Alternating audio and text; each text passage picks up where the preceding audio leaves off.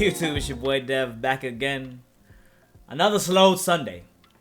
Probably not gonna be uploaded on Sunday, but another Slowed Sunday, man. I had to get my hair braided, so I had to take a little intermission after I did that Nav video. But the first Drake we're going to do slowed on this channel, and there's two versions that I love of this song, and one of the versions I actually like is one of the it's crazy because it just came out, and it actually I've been fucking with it recently.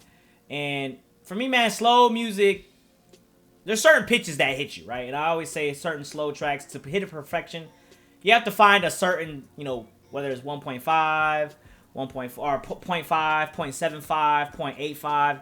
Different tracks have to be slowed differently in order to sound amazing. Now, I think this track right here, Look What You've Done, we all know Take Care, man. And I always say that this is one of the craziest tracks on that album. Very underrated track. And the reason why I love Take Care is because at the time I was probably, what, 22, I believe?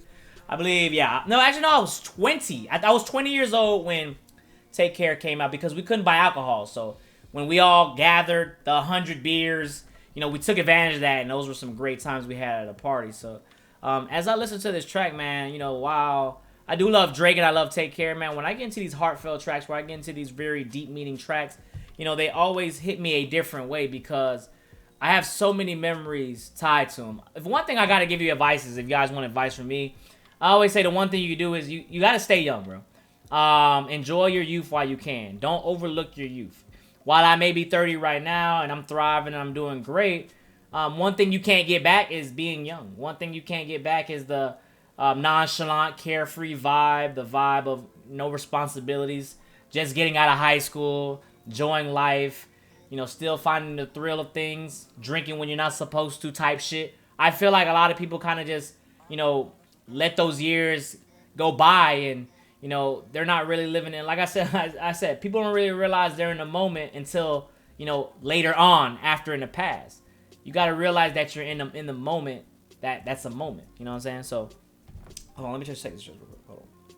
So yeah, man, this track right here, Look What You've Done, underrated track on the album. I gotta say, man, it's definitely a crazy message, especially at the end. But we're not at the end right here. Let's just flow through the track and let me kind of just take you in a time capsule of my life. You know what I'm saying?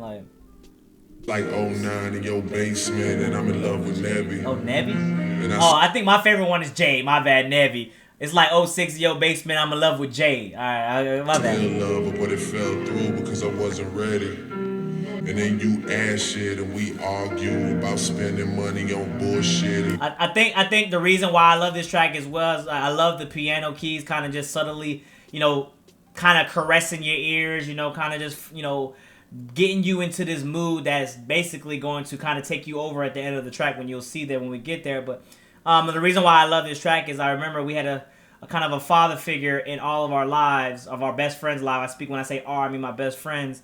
It's about 11, 12 of us that I have that live here currently in Tampa. We used to party every weekend at our other best friend, who unfortunately passed away, and his stepfather would, you know, kind of just allow us to party over there and not really, you know, kind of be the parental, you know, parental control, but not really give a fuck, let us do whatever we wanted. And it was amazing, man. We had some crazy nights, and I remember we used to always just play that Drake. And as the party would kind of just dim down and, you know, settle down towards the 2 in the morning, the 3 in the mornings, I just always remember that we will always end it with Look What You've Done, as we're drunk and kind of just sitting on the couch. And everybody's, you know, sleeping either on the floor, the couch, the pool table, whatever. You know, we all kind of just, and this is kind of just blasting throughout the house. And it was a vibe, man. It was a vibe. It's kind of just like those movies where they have the crazy parties. And, you know, like, not Project X type shit, but, you know, All American, you know, when they're having the parties at the mansions and shit. It was kind of that vibe, you know, where everybody's just a friend and having fun together and kind of relaxing. So hard if you were healthy and it weren't so bad.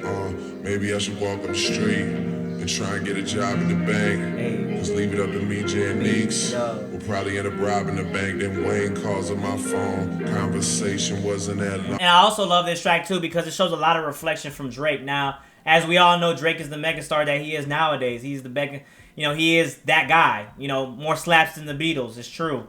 Chart breaker. You know, influencer, maker of careers. He has made a lot of careers, whether it goes from Lil Baby, whether it goes from The Weeknd, whether it goes from trying to think, Nicki Minaj, whether it goes from I'm trying to think of other people that he's kind of put on. You know, he's definitely put on a lot of people. People like Roy Woods, you know, P&D. A lot of people don't really realize how they say that he's a culture vulture, but in reality, he's kind of just putting people on by just being a feature on their tracks.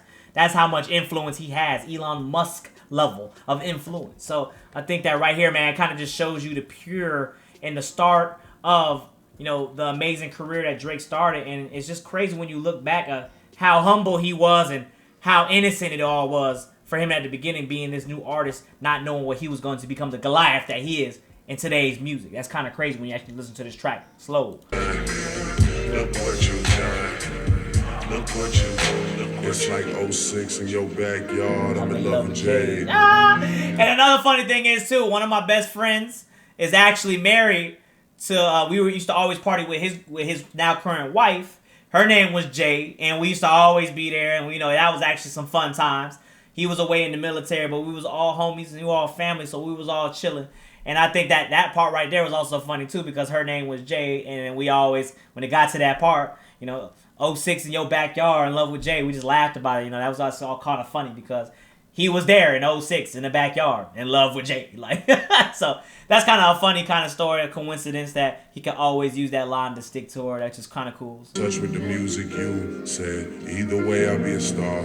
I could go so far. Talk to me, then you got to me, then you toss the keys and loan me your car. Yeah, just a young kid in a drop. I think between The Real Her, this track, Look What You've Done, and obviously Marvin's Room, those are probably the three saddest tracks on.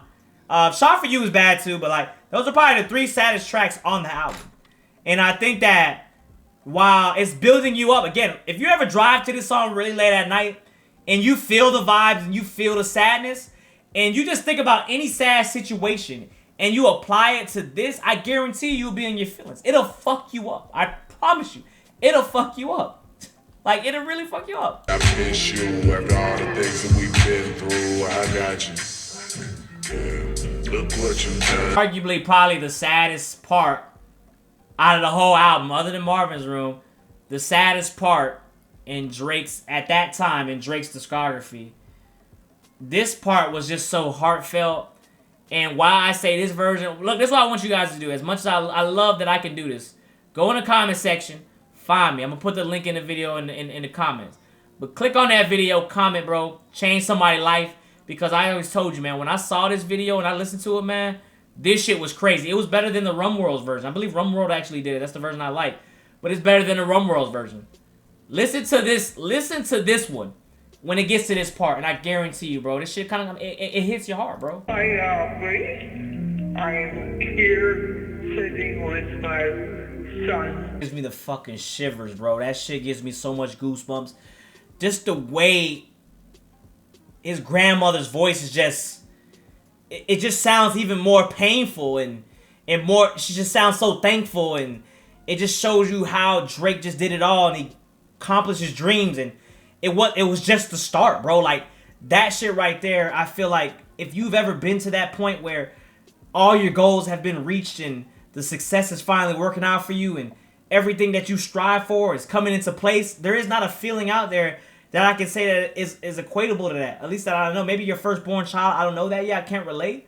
But like, just hearing that part and slowing it down, that's something amazing, man. And I gotta tell you, bro, like, just hearing that, bro, like, that fucks you up, bro. Like, honestly, driving that night and you kind of just like, not even off anything, just you listening to it and you just driving and it just fucks you up, bro. Like, that bass, the way it drops when it, you know what I'm talking about? Like, that shit is heartfelt, bro. Like, We've had together, and it's time for you to look after you, and I still have you. damn, so much goosebumps, dog.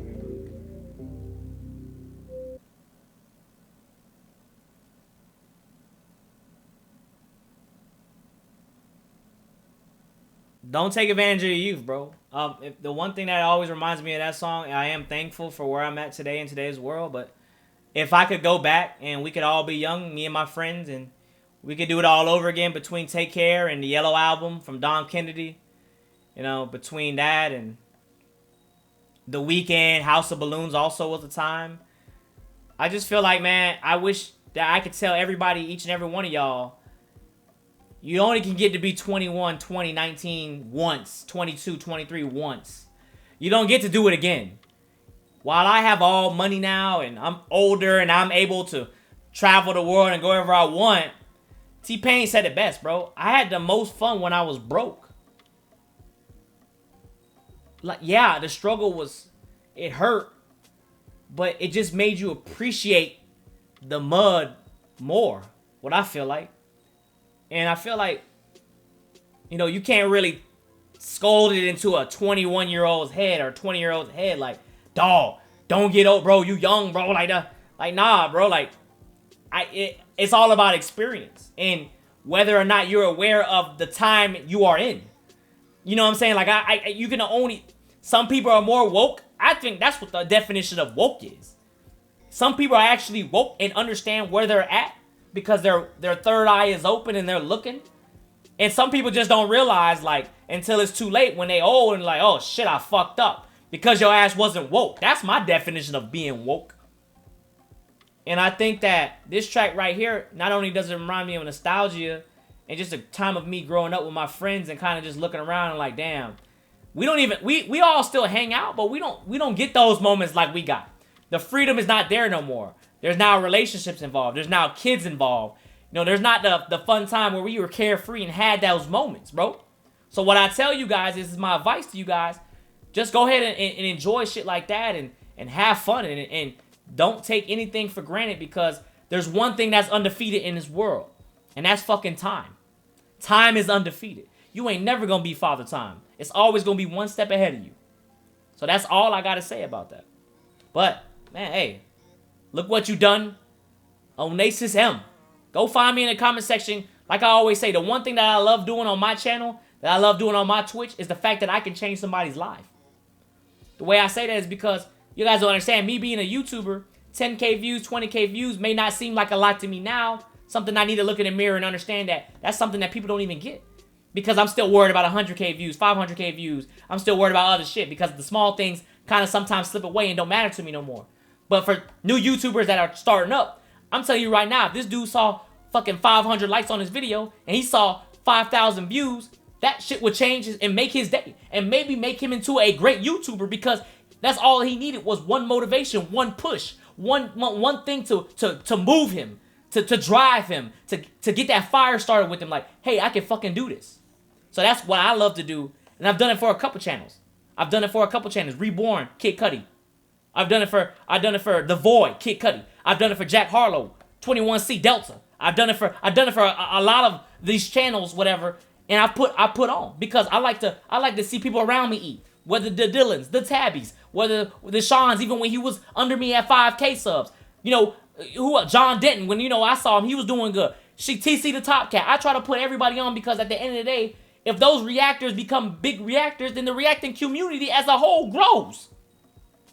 You see what I'm saying? I'm looking at the bigger picture. So that's what I feel like, man. And I feel like karma is always a great thing. So yeah, man, go ahead and find that video, man. Drop a like on that man's video. Drop a comment on that man's video. Find me in the comment section, man. Till next time, man. Get into some new comments, man. 3,000 likes, we can do vinyl on the wall. Also, we'll put 2 more for Slow Sunday next week. And until the next time, man. Thank y'all for subscribing. Thank y'all for supporting. Happy 5 years, man. And until the next time, we out. Peace.